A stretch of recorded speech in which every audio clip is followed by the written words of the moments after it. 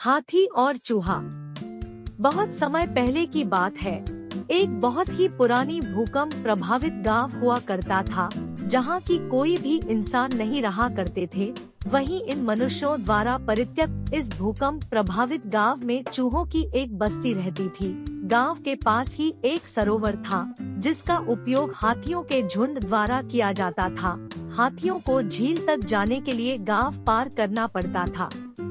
ये इन लोगों का दैनिक कार्य हुआ करता था। एक दिन की बात है, जब वो हाथी का झुंड वहाँ से गुजर रहा था, तब उन्होंने अनजाने में ढेर सारे चूहों को रौंद डाला।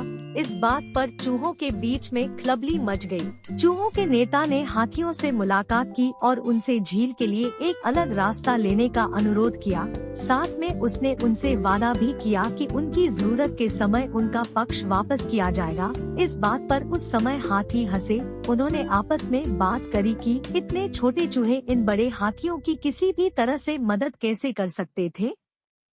लेकिन फिर भी उन्होंने अपना वादा निभाया और वे एक अलग रास्ता अपनाने पर सहमत हुए। ऐसे कुछ दिन बीत गए। अब एक नई घटना सामने आई। कुछ ही समय बाद चूहों ने सुना कि शिकारियों ने हाथियों के झुंड को पकड़ लिया है और उन्हें जाल में बांध दिया गया है।